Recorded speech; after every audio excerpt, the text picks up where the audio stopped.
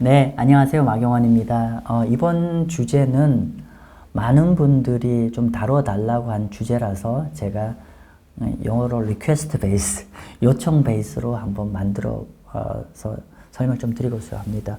제가 그래서 실제로 많은 댓글에서 최근에 멕시코 페맥스 채권 관련해서 문의사항이 많았고요.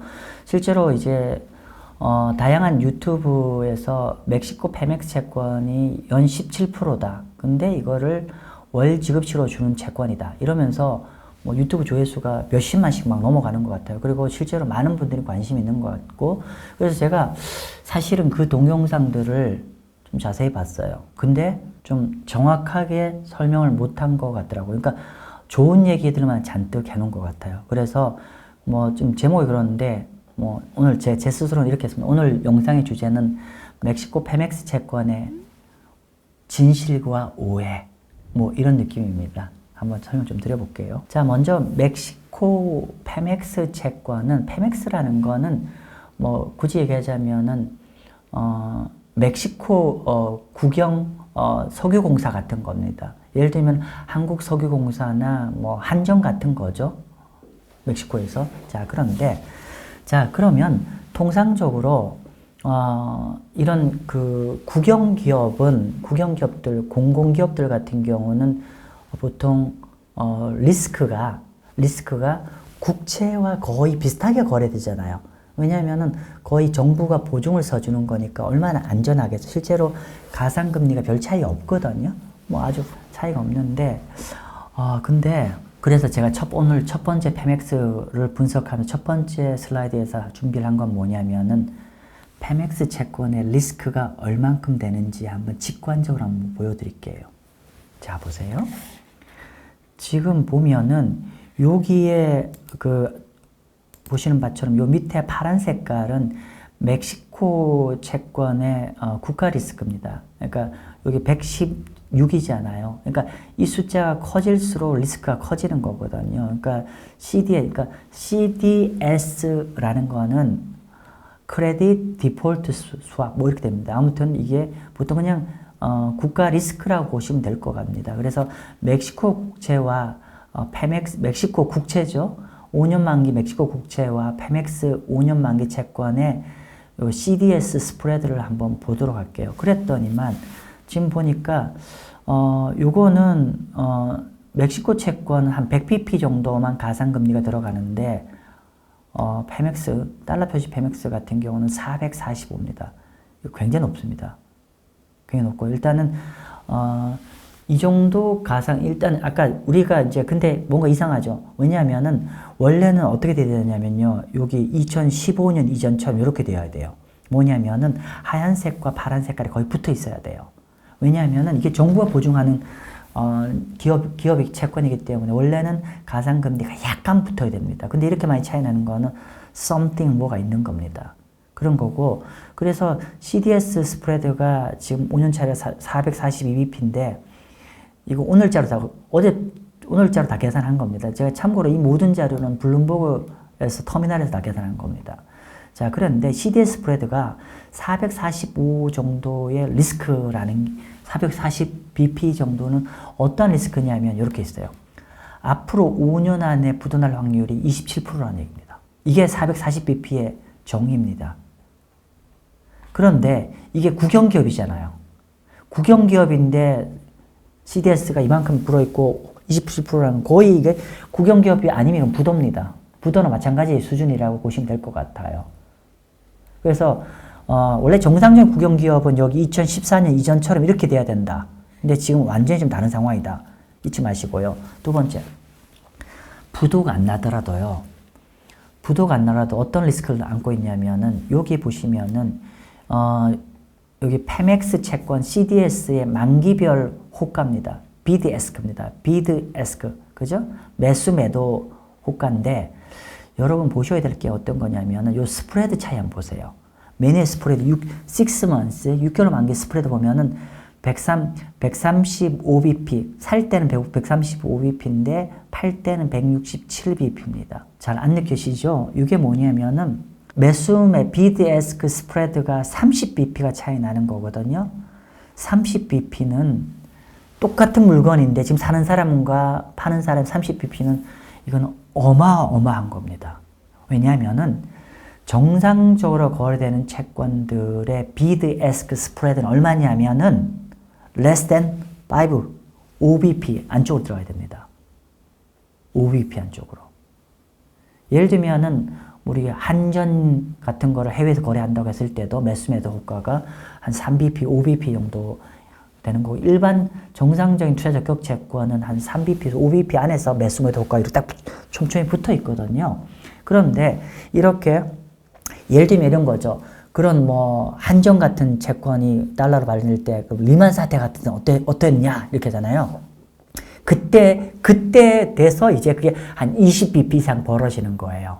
근데 지금 이게 매수매도 호가가 30bp잖아요. 이것의 의미는 뭐냐면은 우리가 팔고자 할 제대로 못 팔 겁니다.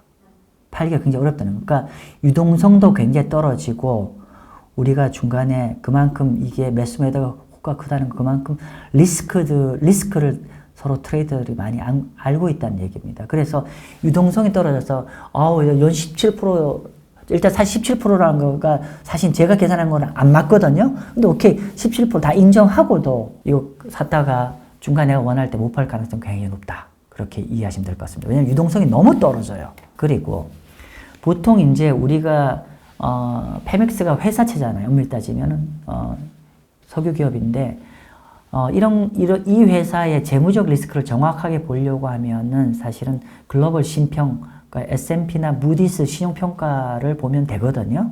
그래서 근데 뭐 제목 헤드라인에 있죠. 신용 등급이 너무 부정적이에요. 자, 한번 볼게요. 페맥스가 2018년 4월달 보세요. 우리가 크게 신용평가서는 어떻게 됐죠? 무디스, 피치, S&P입니다. 자, 그런데 2018년도, 19년도 볼까요? 무디스 트리플 B, 피치 트리플 B 마이너, S&P 트리플 B 마이너. 참고로 우리가 투자 채권 분류할 때 트리플 B 위에는 투자 적격 채권이고 더블 B 아래는 투자 부적격 채권인데 이때만 하더라도 한 5년 전만 해도 투자 적격 채권이었는데 계속 강등돼요. 근데 금년 2월 달에 보세요. 싱글 B 마이너입니다. 참고로 싱글 B 마이너는 어떤 느낌이냐면요. 요거 바로 아래가 뭔지 아세요? 트리플 C입니다. 트리플 C는 그 중부도가 된 급이나 마찬가지입니다. 그래서 지금 이게 B3, 무디스로는 B3, 나머지는 B 마이너가 되어 있는데 거의 이거는 국영기업임에도 불구하고 싱글 B 마이너라는 건 거의 굉장히 좀 위험한 채권이라는 걸 맞고요. 그러니까 우리가 이제 위에 적어놨는데 원래는 페맥스가 너무 사실 멕시코 경제에 중요하죠. 왜냐하면 멕시코 재정 수업에 그러니까 석유 팔아서 먹고 산 나라거든요. 그래서 페맥스가 거의 이 나라 재정 수입 20%를 다 커버를 한 거예요. 그래서 사람들은 무슨 얘기냐면은 그러면 국가 재정 20%를 커버를 했으니까 페맥스 이꼬르 멕시코 정부 아니냐 이렇게 이해를 과거는 해왔거든요. 그래서 실제로 그 정도면 국가 신용 등급과 페맥스 그러니까 페맥스의 신용 등급은 같아야 돼요. 참고로 멕시코 국채의 신용 등급은 어떻게 될까요? 제가 정확히 요번 최근 확인 못했는데 아마 트리플 B일 겁니다. 근데 신용 등급이 완전 다르잖아요. 그러면 여기서 여러 가지 생각을 할 수 있어요. 이렇게 신용 등급이 다르다는 것은 멕시코 정부가 페맥스를 버릴 수도 있지 않을까? 이런 게 담겨 있는 거죠. 좀 여담인데 원래 멕시코는 제가 이제 멕시코 국채에 관심이 많아서 좀 많이 스터디가 되었거든요. 원래는 멕시코란 나라가 석유에 굉장히 재정의 의존도가 이렇게 압도적이었습니다. 한 20% 넘었는데 근데 아세요?